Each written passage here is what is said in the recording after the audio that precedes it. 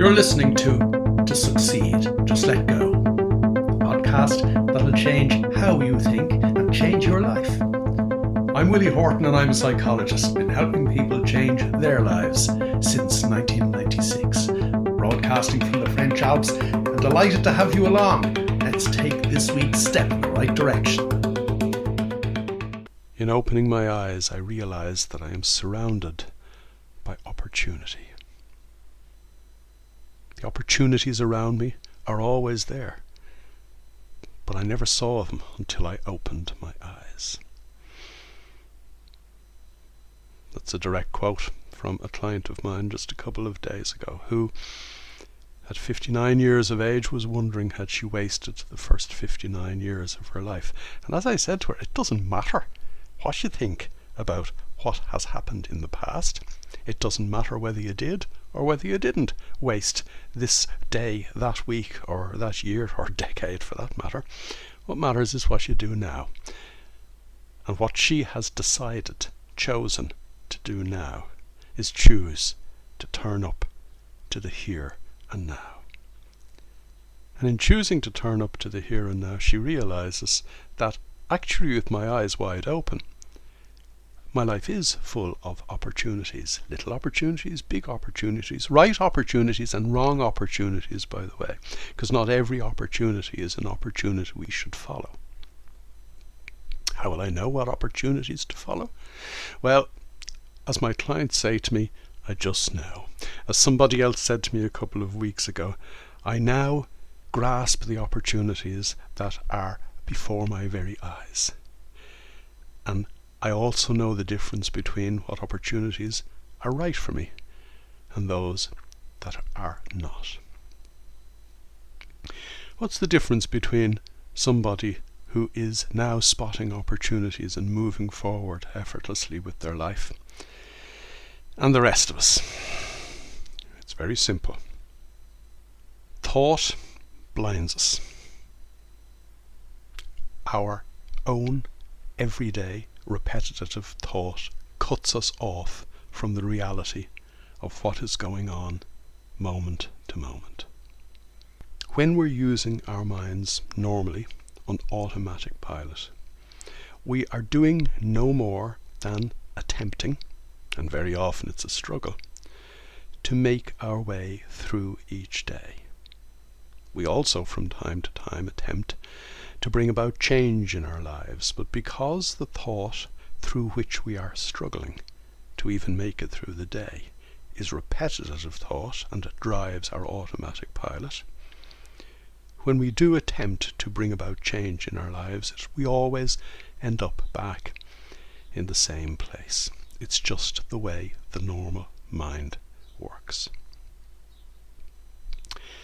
Thought comes in all shapes and sizes. For a start, we are constantly thinking about ourselves.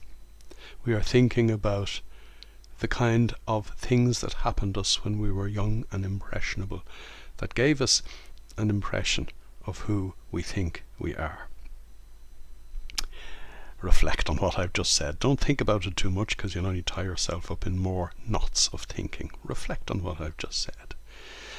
As a normal person, as a normal adult, say someone in their 50s, I am thinking the same thoughts pretty much every day for the last 40-something years. Thinking about the impression that was given to me about me by somebody else who wasn't present either when I was young and impressionable. In other words, a number of clients have said this to me recently. My mother told me I should have been more like my sister, or a teacher told me I should have been more like my brother. This happened when they were 4 or 5 or 6 or maybe 7 years of age, and it's still playing on their minds. And it's playing on their minds because this happens automatically to us, not for us, on a day-to-day basis as adults. Maybe I should correct myself there. It happens for us because the mind is designed that way to ensure that we stay on our toes, alert to the risks around us, to enable us survive the day. That's the way our brains evolved. over a period of about 1.8 million years. So maybe we do have these negative thoughts swilling through our head every day as a means of protecting ourselves. But surely in the 21st century there's more to life than simply making it through the day. Surely we all have bigger goals than just to survive. And if we do have bigger goals than to just survive, or if we do want to bring about change in our lives, the way in which we use our minds normally on automatic pilot is going to prevent us achieving anything beyond the limited perspective for which our minds evolved. What you need to do is stop thinking. But before we even explore that, let's explore some of the kinds of thought that get us into trouble. First of all, there are thoughts about who we think we are. These inevitably get us into trouble because they lead to self-doubt, what people call a lack of self-esteem or low self-esteem, or a lack of self-confidence. What happens as we think these repetitive thoughts every day? By the way, you won't be aware that you're thinking of them most of the time because it happens subconsciously. It's only on the odd occasion when we really make a fool of ourselves that we realize, oh my God, is that who I really am? Is that how silly I am? Is that how incomplete I am? Is that how lacking I am in the skills that I need to bring about the things that I want to achieve in my life? So it's rarely that happens. But it doesn't matter how rarely we're aware of it, it's going on every day. To the extent that, as psychology has known for nearly 100 years, we are constantly living down to our expectations. The expectations are only thoughts, and they're not even our thoughts. We're thinking about stuff that was done for us and to us when we were 3, 4, 5, 6, up to 12 years of age, by people who were only thinking their thoughts too.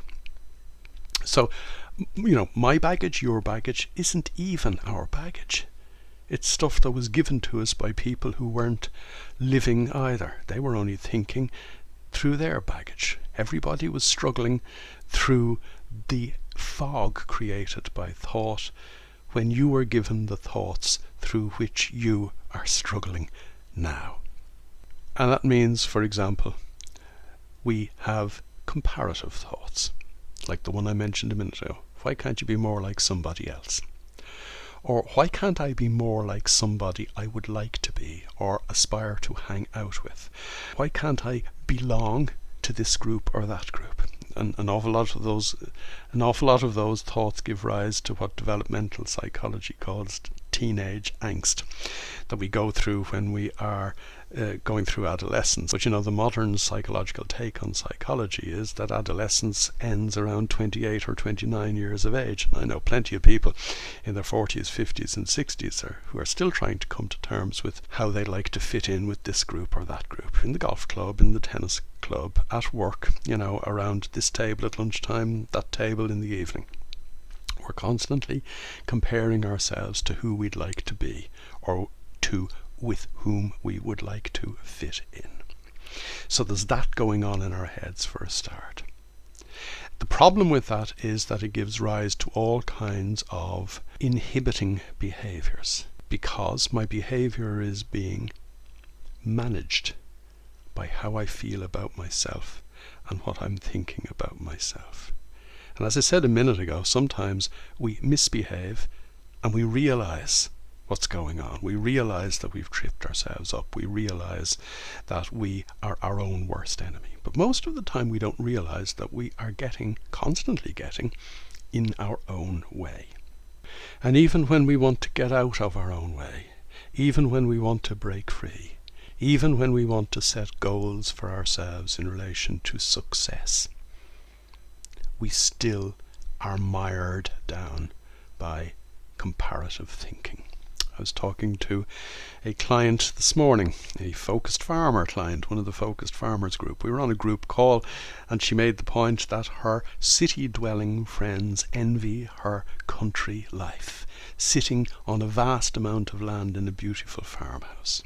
And she, tied to the farmhouse 7 days a week, envies the freedom that her city-dwelling friends have in terms of their ability to drop their work at the weekend and go off and do something else. The point is, each is looking at the other, thinking about what the other has, instead of appreciating what they have themselves. An awful lot of my clients talk about how they practice gratitude each morning. I prefer the word appreciation, because gratitude is kind of almost, I'm grateful for something because I don't deserve it, or I am grateful for something that I have that somebody else doesn't have. Appreciation is probably a better word, but I'm splitting hairs perhaps. But we need to appreciate what we have. We need to appreciate the wonder of waking up in the morning.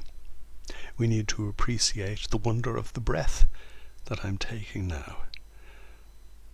And when we start doing that, when we make those really little choices, we begin to change how we are using our minds, and we begin to change our thought patterns and the thoughts to which we are actually giving our attention. And we need to do that, because when the normal person, using their normal mind, normally sets goals for themselves to change their life, they don't set goals on the basis of what I will appreciate. They set goals on the basis of what normal success looks like, or what I think normal success looks like. I was talking to a client a few years ago. He rang me one evening and he said that his wife was threatening to leave him. And I asked him why. And he said, well, she mentioned to me a couple of days ago that our neighbours go on better holidays than us. Well, another set of neighbours go on 3 foreign holidays a year, and for the last couple of years we've only gone on 1. She said somebody else had just got an extension to the back of their house and we can't afford one. And somebody else, another one of our neighbours, is driving a nicer car than she is. Or one of her friends in the tennis club has nicer jewellery than she has. I actually offered to go over to my friend's house and help his wife pack her bags, because with that kind of carry-on going on in somebody's head, really you are so divorced from the reality of the moment by comparing yourself to what you think success looks like. You see, anytime, every time I ask one of my clients for the first time, what do you really want out of life? They start to construct their version of success based on comparative thinking. They're comparing themselves now to what they think success looks like. Or more to the point, they're using the normal definitions of success to try to figure out what they want for themselves. Normal definitions are based on norms. We've had this discussion before. Norms are simply a set of rules or guidelines agreed upon by enough crazy people so that everybody jollies along in the same direction as they make their way through each day. You have to make up your own mind as to what success and happiness, or dare I use the word joy, means for you. So let's pause for a moment, but let's not pause for thought, because the normal mind is thinking too much all of the time. We've already talked about comparative thinking. We've already talked about comparative thinking in the context of who we think we are as individuals. But that thinking gives rise to another form of thinking, because bogged down by that thinking, as we struggle through our day, struggle to survive through our day, we are impeded by another form of thinking that first form of comparative thinking produces. I begin to think about what other people might think about me. Have I made the right impression? Do they think I'm stupid? Do they think I'm cool? What do they think about me? I wonder what they think about me. Or people actually worry what others think about them. And no doubt, you have indulged in this madness too, for madness it is. You should never wonder or worry or waste your energy worrying about what other people think of you, because they don't. They are wasting their energy worrying about what you think of them. Everybody's a couple of steps removed from reality as we ghost past each other on a day-to-day basis, surviving. Remember, the way we think is designed to ensure that we keep ourselves on our toes, to enable us survive, to simply make it through the day. As a result of this wondering about what other people think about us, we remove ourselves even further from the reality of the moment. As a result of that, we get further bogged down in trying to paper over the cracks of our own perceived inadequacy by looking for the approval of others who don't care. Now obviously I need to clarify and qualify this, because if you're in a close relationship with somebody and you love them, you need to care about what they think about you, and you need to care for them. I'm talking about people in general, normal crazy people. According to Harvard, 96% of people. Most of the people that you meet day to day, most of the people with whom you work. They don't give a damn about you, and there is no merit in you thinking about what they might think of you for that very reason. The upshot of all this is that we need to stop thinking. If we go all the way back to the start of today's podcast, you will realize that the minute that you stop doing these mental gymnastics, the minute that the fog clears from your mind, the minute that your eyes open, you will realize that nothing that you're thinking about is going on. There's a whole other world going on before your very eyes, the world of opportunity that I mentioned at the beginning of this podcast. So what do you need to do to turn up to that world of opportunity?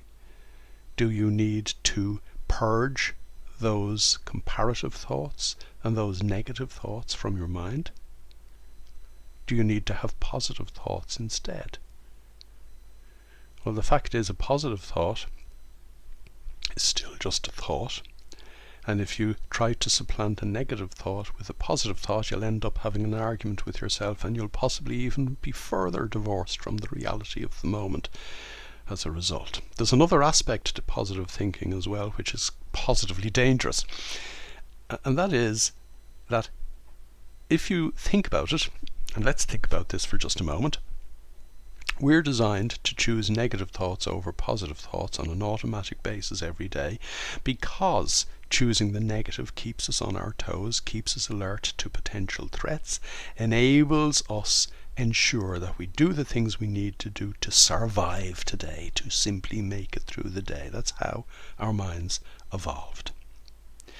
If I started thinking positive thoughts instead of negative thoughts, I'd no longer be on my toes, and I might not be fully aware of a threat to my very existence staring me in the face. It's very often when people have positive thoughts that they look at an opportunity, or what they think is an opportunity, and they say to themselves, oh, this is too good to be true, but I'm positive today, I'm going to go with that, and they do something stupid.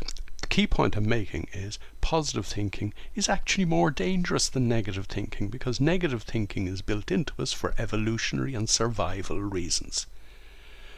Positive thinking is delusional. No, I'm not talking about stopping thinking. Nobody can do that. I'm not talking about changing the thoughts that you're carrying around with you.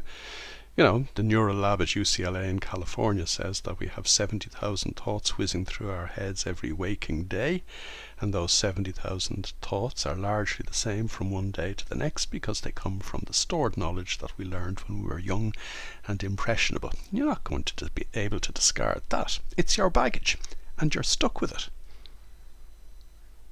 But how heavy is your baggage? Most people think that they are burdened by their baggage.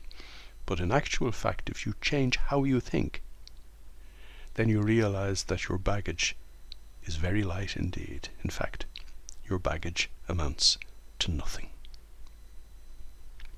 The thoughts in your own head are nothings until you give them your attention. Unfortunately, the way the automatic pilot works, it's designed to give its attention automatically to the thoughts that it selects from your bank of stored thoughts to enable you make it through today. It all happens automatically. You actually select thoughts based on what you're thinking. It's absolutely crazy. You could encounter somebody today who says something nice to you, but because of the mood you're in or because of what you're thinking at that moment in time, you will interpret it differently, and neither person will benefit from the encounter, or possibly both your days will get worse. That is because what you think about what's going on is determined by the mood you're in, which is determined by what you're thinking about what's going on. Yes, you heard me right. This is a circular and automatic process. So you cannot simply say, I'm going to discard a lifetime's worth of thoughts. What you have to do instead is change how you pay attention. It's very simple. I'll repeat that sentence. All you have to do is change how you pay attention. On automatic pilot, you pay attention to your automated thoughts. And those automated thoughts create your automated behavior and create your world, your version of reality. Those automated thoughts close your eyes to the opportunities of the real world, because those automated thoughts are designed to enable you focus on the threats of today. When I change that to which I pay attention, I disengage my automatic pilot. My mind is no longer focused on and paying attention to the thoughts that make me feel inadequate, the thoughts that hold me back, the thoughts that divorce me from the reality of the moment, the thoughts that are designed to keep me on my toes so that I am alert to threats to my existence today. I switch my mind from being focused on threats to focused on what is real. And what is real in this moment is obviously a sea of opportunity and threat. There's no such thing as a gold paved road to success and happiness. Life is real and life is earnest moment to moment. But when I disengage the automatic pilot, I know the difference between an opportunity that is good for me and an opportunity that I should just let pass. And I also understand the things that I shouldn't do now, or the things that I should avoid, which could potentially be threats to me. Let me put it more simply.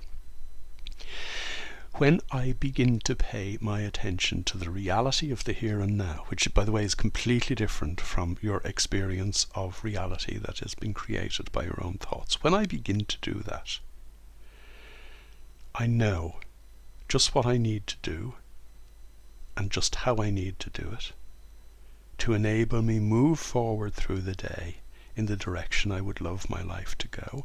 And I know not to put my foot on any landmines that might be presented to me during the course of the day.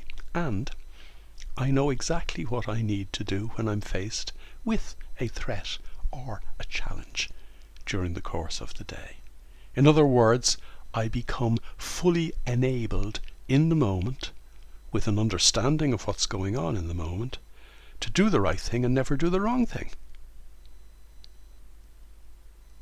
In that way, to quote my client at the beginning of this podcast today, I realized that I'm actually standing in a sea of opportunities, and some of those opportunities are going to lead me to my promised land.